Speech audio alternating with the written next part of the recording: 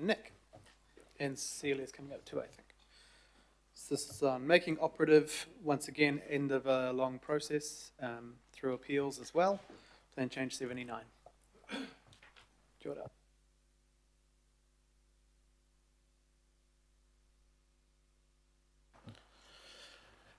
And kia ora koutou, and thank you, Chair, for this opportunity. As you said, it's been a number of years in the making, this particular plan change. This was, I suppose, a companion plan change to what was previously plan change 78 back in 2022. So we're almost 4 years now in terms of this plan change having been notified. So I suppose the whole driver behind this particular plan change was obviously in response to the intensification that was sought to be enabled under plan change 78.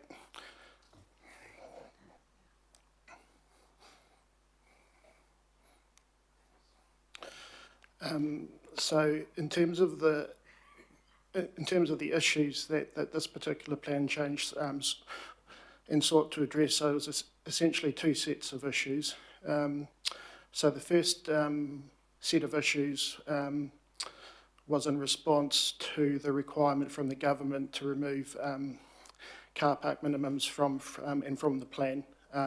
So as a result of that, you ended up with a number of developments which only provided pedestrian access, but that pedestrian access in terms of width and gradient was often inadequate, I suppose, for those who needed wider footpaths because of things like disabilities, but also for emergency responders, such as fire and emergency. So I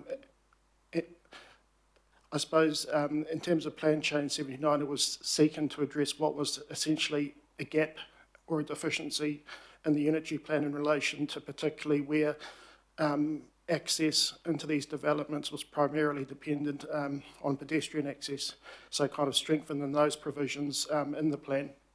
And there was also a drive to address climate change in relation to strengthening in provisions in relation to electric vehicle charging and also bikes as well in terms of accessibility and being able to park bikes in appropriate locations on site as part of intensive residential developments as well.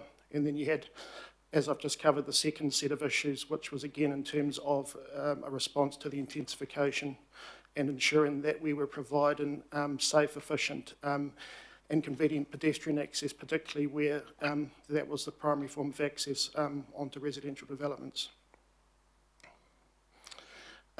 So I suppose in the actual title of the plan change, although it refers to transport provisions, you can see from that list there that it's quite extensive in terms of the, I suppose, a range of provisions that it sought to address.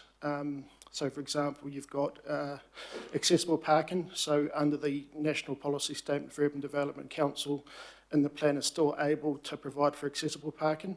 So there was a need to strengthen the accessible parking provisions in the plan in response to residential intensification. There was also a need to ensure that loading spaces were provided on site for sites particularly where they adjoin arterial roads, which are, I suppose, the most busiest roads, to ensure that there was safe loading on properties.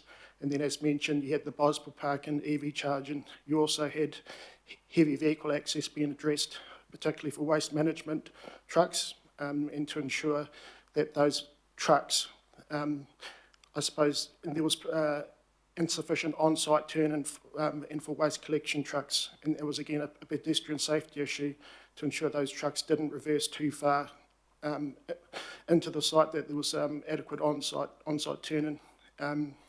And then also in terms of pedestrian access, addressing things like the lighting, the width, the gradient, and that was just to ensure that, I suppose, the full range of users of those pedestrian and paths was enabled, and particularly those with disabilities in residential developments, as well as emergency responders as well. And then finally, you had speed management measures, and where a driveway was a certain length over 30 metres, there was a need to provide for speed management and measures to ensure that the speed of vehicles going down driveways was reduced, again related to pedestrian safety and things like speed bumps and being implemented on driveways of a certain length. And then finally trip generation, which was in relation to large-scale residential developments, ensuring that and the number of vehicle movements were kind of subject to a bit of and closer scrutiny in terms of integrated transport assessments, given that those developments tend to have the most substantive impact on the surrounding road network. And so this is the final slide, just to essentially state that when we had the hearing at the end of 2023, essentially the recommendations from council were accepted almost in their entirety, and that was in large thanks to the number of experts council had at the hearing in response to submitters. So I think that certainly strengthened council's case in terms of getting our recommendations accepted. We had 7 appeals to the decision. Those appeals were primarily focused on the pedestrian access requirements. So for a certain number of dwellings initially, in 4 or more dwellings, there was a need to provide for a grade separated pedestrian access way, which was at least 1.4 metres in width, and once you got above 20 or more dwellings, that increased to 1.8. Where it was just a pedestrian path being provided without a vehicle access, the requirement was for a minimum 1.8 metre wide pedestrian access. And in the 1.8 metre width was a large focus on that, was ensuring, and not just people with disabilities, but also emergency responders had sufficient width to actually get onto the site, given that that was the only access, and get a ladder up against a house. So I suppose we were quite fortunate throughout the process. We had the support of Fire and Emergency New Zealand, who made a very strong submission on the plan change, and for expert conference, and I suppose we achieved from their perspective the optimal outcome in terms of those sites which are pedestrian only, and that's reflected in the consent order provisions. Essentially that was a bottom line for both council and Fire and Emergency, that we didn't lose that through the appeals. And I think what we've ended up with is a set of provisions which still provide for pedestrian access for those developments, which, so the threshold of 4 or more got slightly increased to 6 or more in terms of the requirement for a grade separated pedestrian access where it adjoins a vehicle access or a driveway, and then again, and for 20 or more, that increases to 1.8. So the key thing is those provisions were retained. I suppose the only change was given developers a bit more flexibility for those developments. And in my area of Avondale, or across Auckland, you've all seen those developments. We essentially have a row of terrace houses with a driveway, and often they'll have garages on the ground at ground level. And it was acknowledged that in those instances you'd essentially have the pedestrian access alongside the driveway, but you'd still have cars turning in and out. So there was a need to ensure that the provision still enabled a certain degree of flexibility to acknowledge in that situation. Cool. Thanks very much, Nick. There's obviously been a lot of work behind this, so there may be questions and clarifications here, or Nick or Celia are happy to meet with you to discuss more how it works in practice, which is not every development, but it is used through some of those processes. Do we have any questions? Yeah. Mayor Brown. Thanks for that. I read this and I couldn't quite say whether or not they aren't going to have any parking or they are going to have any parking now. I mean, you debated it and you laid out all the problems and you said that we've solved them, but I'm not quite sure. Did the solution, we're going to have car parking in there or not, for instance? And through the chair, that's, we're still in the situation that we currently have, essentially under the National Policy Statement for Urban Development, Council and all territorial authorities aren't in the position to provide for minimum on-site parking and provisions. So until the government actually amends the National Policy Statement, that's not something that we can address at this point, and that wasn't, I suppose, the primary focus of Plan Change 79, because obviously we're dependent on the government changing the National Policy Statement to address that. I just made to clarify that. So this, we couldn't deal with that, and we know that, I think it was Minister Brown a few weeks ago announced that they wanted to do a review, that they're concerned about what that law says and what those rules say. So this appeal had to be narrower than that. It wasn't about whether or not they could provide parking, because that's set in law. This was some other stuff that was kind of associated with it. So no, it doesn't resolve that issue that a number of people have. Well, that explains why I didn't understand it, because it's not understandable. In the paper today, I see that AT, which is about to become a division of the council again, has appealed a big development out in Avondale because there's no car parking. But if we can't do anything about it, where are we left there? There's two things that were raised out of that, is it? I guess two things there's conflating there. We didn't, or AT didn't appeal that. They have jumped on to give advice, and we can talk about if that was the right thing to do or not, but they are commenting on the master plan development in support of the appellants. We AT haven't appealed. On this one, it's very clear that this is the sort of belts and braces approach you put to the planning of developments that don't include car parking. Because in the past, most developments would have a driveway or an access or something, and what this hopes to do is for those who don't supply car parks, there needs to be width and access.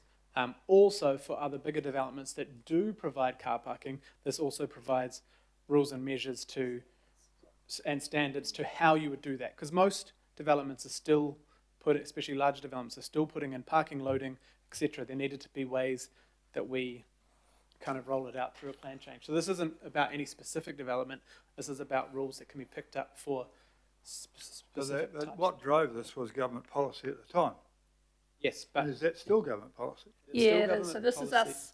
This was us giving effect to what we had to do, and then because that was done, changed our plan. Then there was the opportunity to appeal, and so there were, I don't know, 5 or 6 something. A few appellants, and so we've been working these issues through that Nick has raised for the last few months, but it's narrower than the actual issue that many people have, which is there's not enough or there's too many car parks on the street, because that's still in law. Well, no wonder I didn't understand it. And some of these sound like brilliant ideas of someone who's had a headache. Compulsory parking for delivery vans, it just ends up being communally contested car parks. Where did we end up with that? What did we end up with? You listed the problems, but didn't quite get the solutions clearly.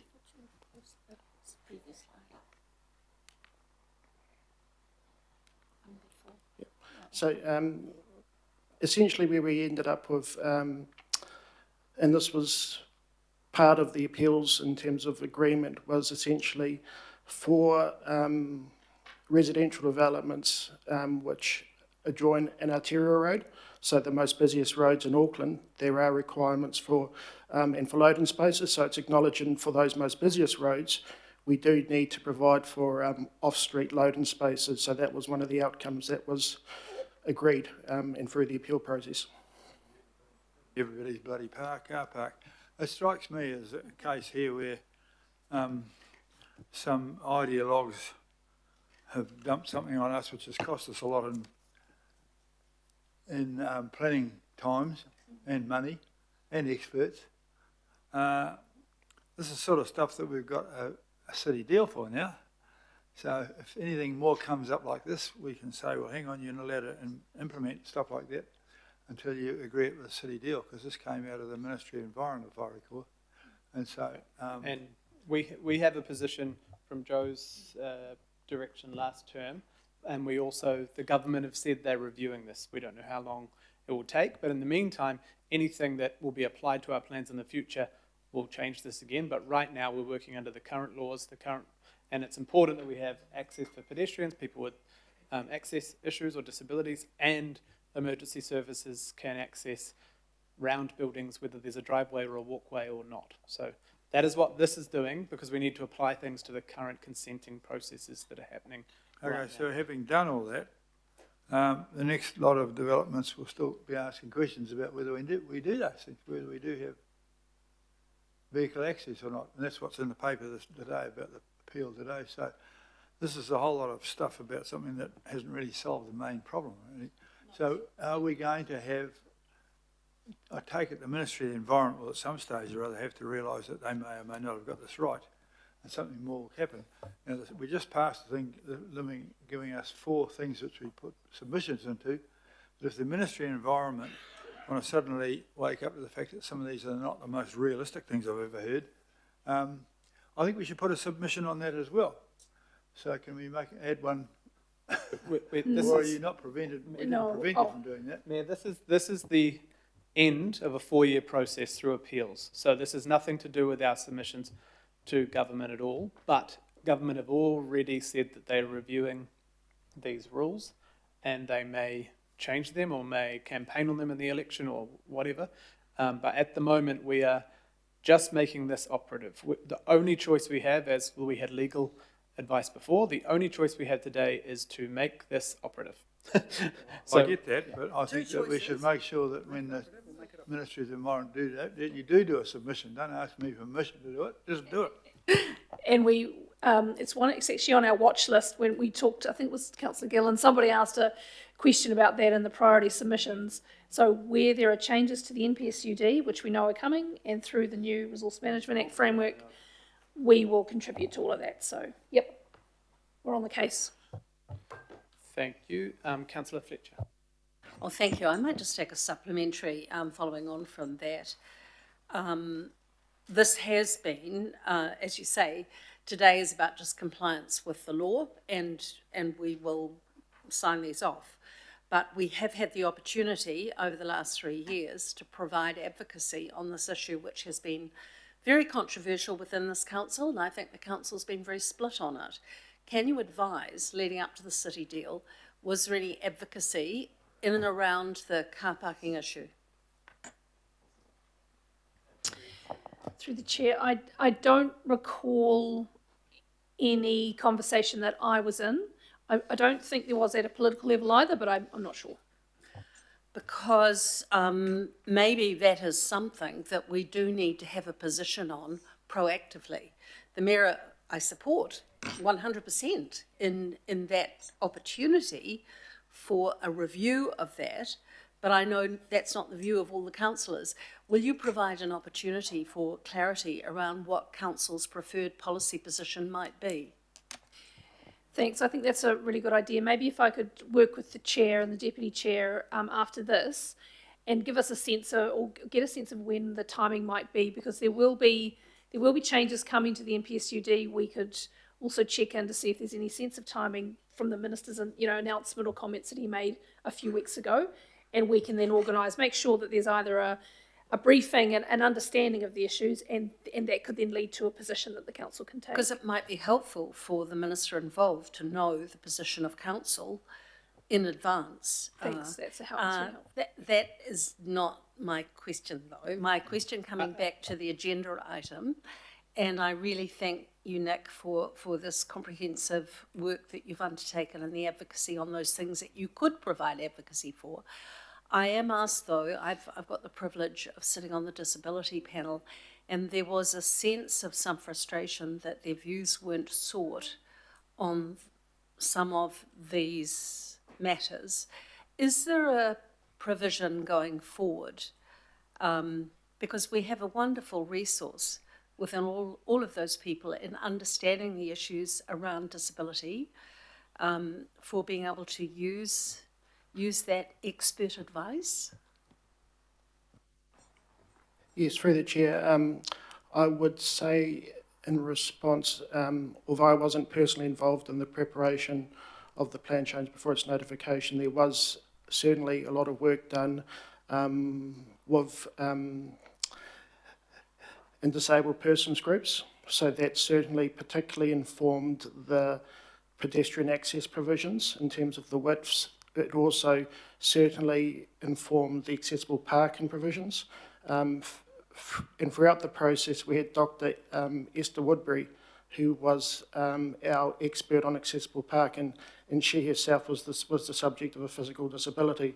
So I think her being able to provide expert evidence as a disabled person was certainly a very powerful piece of evidence which ensured that the hearings panel took heed of the need to ensure that the needs of disabled persons were adequately addressed through this plan change.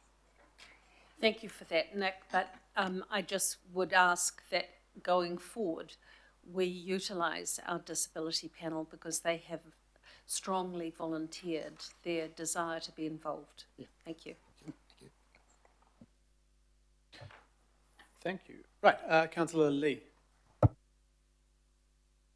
Before we pile into the government in regard to this matter, I think we should reflect on what was actually in and initiated by this council in the Auckland Unitary Plan in 2013. And I just would like to ask through you, Mr Chair, whether Ms Tyler can confirm that the original approach of removing minimum car parking requirements, especially in the city centre and in the city fringe and other areas, came from a political decision of this council.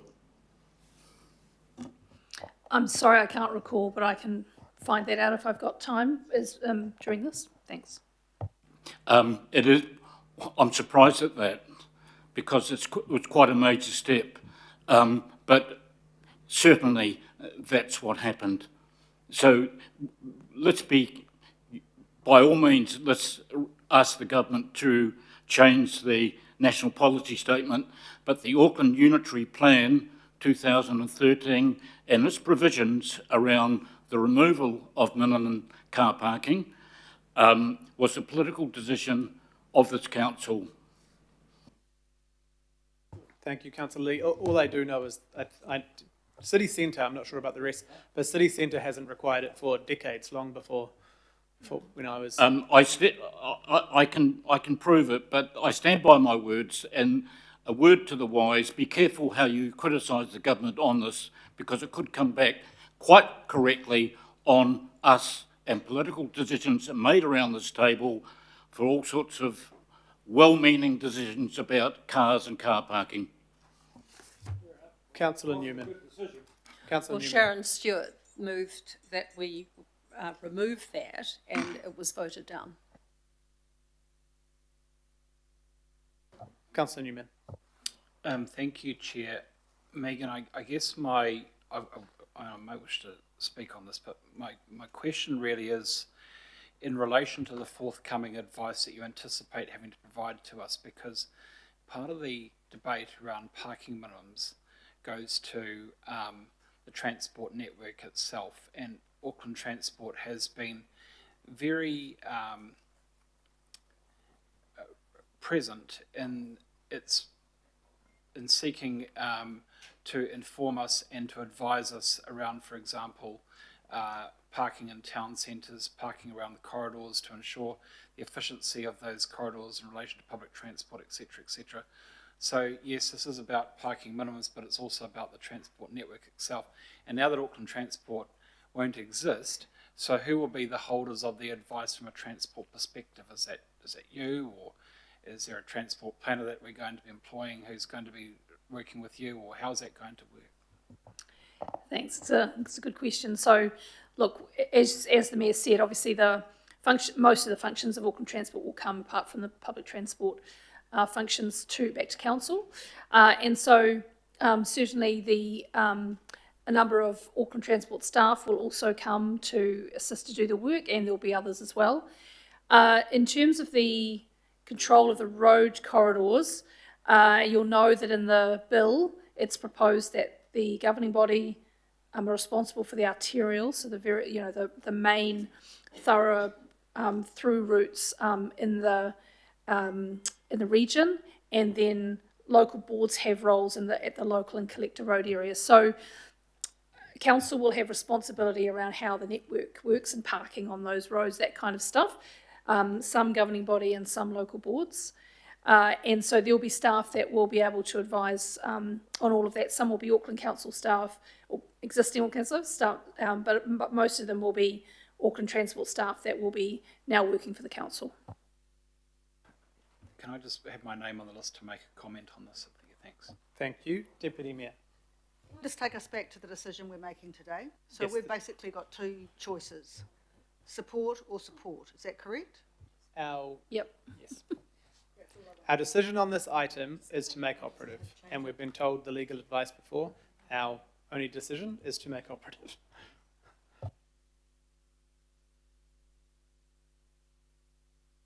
Any other questions?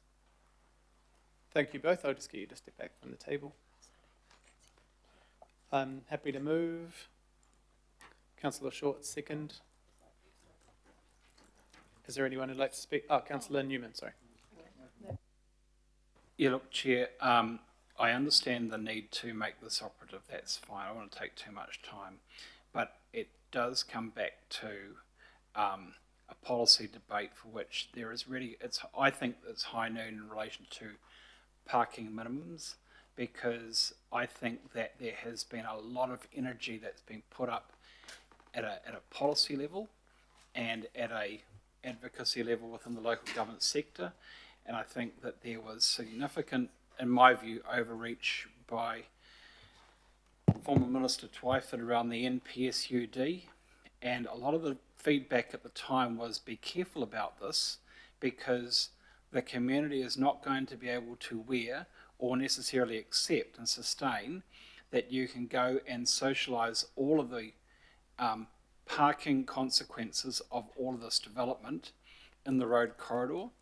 And a number of us, I think, who came onto council later, we sort of tried to present those arguments, and I think that we were largely poo-pooed because, of course, it didn't fit with the mantra around the smart cities, urban growth, the arguments around reducing emissions by discouraging people to own cars and focus on public transport. And here we are. And by golly gosh, not only is the number of houses that are going to be, the housing targets for Auckland are changing. You watch, the car parking minimums will be the next ones. And the reason for that is that this is not going to be politically saleable, because this is not going, you cannot have a lot of these developments, particularly in suburban neighbourhoods where these local roads are so heavily congested now that it's become a real problem for the functionality of the network, the inability of emergency services to get down some of these lanes and corridors, and the public are up in arms. So, Megan, my only encouragement to you would be, as soon as this information becomes available, that there is going to be some sort of review that's taking place, the debate around that needs to be brought back here, because I think I'm going to win the argument. And I think that we should be very clear in updating our advocacy to central government on this matter, because I think that there will be a desire to reinstate parking minimums in a lot of locations, and I think we should support that. Thank you. Thank you. Councillor Patterson-Hamlin. Kia ora. I'm very excited about this for a number of reasons, and I want to thank Councillor Fletcher for raising the usefulness of the Disability Advisory Panel in future, because, and I just want to back that up for a second, because mobility impairments and the kinds of impairments that mean that you get a mobility parking thing are not the only kinds of impairment, and the Disabilities Advisory Panel has an incredible breadth of different lived experience. So just want to tautoko what Councillor Fletcher was saying. I think this is really important regardless of anything that happens with minimum parking requirements, because, as has been said, a lot of places are going up with car parks anyway, and it will also make some good differences to some lower key subdivisions, that sort of four or more dwellings situation that we maybe aren't thinking so much of when we talk about things like that. So I'm really excited about this. I'm really happy we're doing it. And I'm particularly excited about table E27.6.4.3.3. Because I get excited by cool things.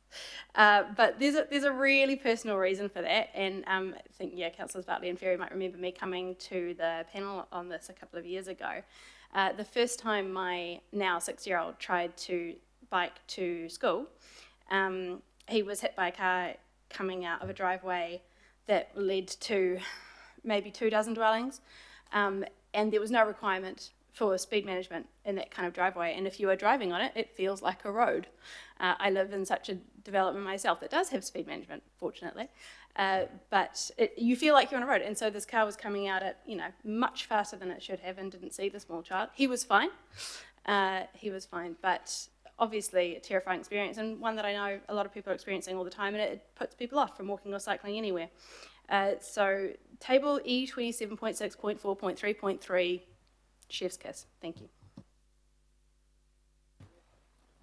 Thank you, Councillor. There are no more. Oh, Councillor Fletcher. I just want to reiterate my request to Megan, and following on from Councillor Newman, and this is in no way disrespectful to Megan Tyler, because she wasn't the one on watch. That was Penny Pirrett during that period of time when we had half of the council, and I think everybody supports the goals of transition to cleaner, more sustainable transport options and so forth. But as we know, it's the implementation and the transition that is difficult. And what was not understood by the then majority of councillors is that with the intensification we were seeing, that there would be transitional issues. And that has continued to be a source of unhappiness. We have had 2 occasions, I think, where we've actually tried to have that matter reconsidered. One, as I referred to before, was put, I think, by Sharon Stewart, and there was an attempt by Dick Quacks, the late Dick Quacks, to have that reviewed. But, it's not to say that the ideals are not the right ones. It's just about how we manage the process. So it is of some disappointment to me that this hasn't featured prominently in discussions around RMA changes and so forth, because it is something interesting to hear the debate from everyone here today, and sort of, I think largely there would appear to be support for it. But you need to know that you have a mandate if you are going to advocate on our behalf. So it's my sincere hope that you will provide us the opportunity going forward. Thank you. Thank you very much. Councillor Fletcher. Yeah, so just obviously we're making operative. I did find what I was thinking about before. In the Auckland city centre and surrounds, there has been no car parking minimum since 1996. I was 10, so you can't blame me.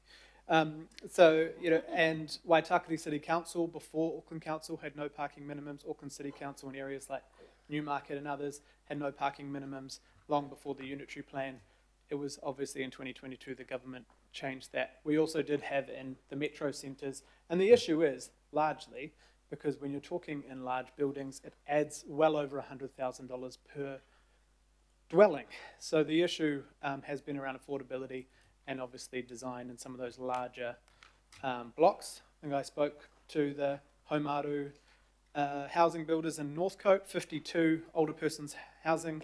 They decided themselves to put in 18 car parks, and funnily about 18 residents actually need cars. But if parking minimums existed, they would have had to put in 52 car parks, and they said they probably would have only built 30.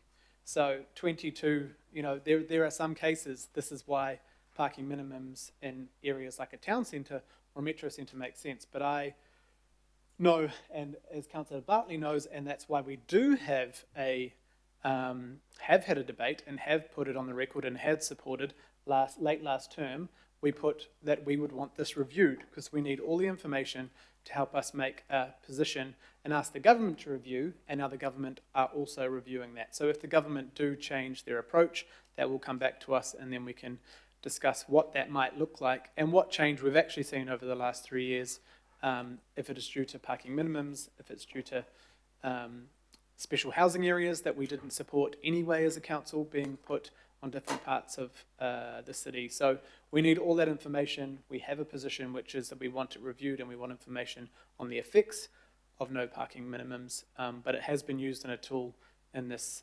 city. Actually, first was in green, 3 lamps in 1981, so quite some time that no parking minimums has been used in different ways. But I think as the conversation... Pardon? I know, I'm talking not about that. Right, all those in favour? Any opposed? Thank you very much. Right, we'll move on to the next part, which is 9.6.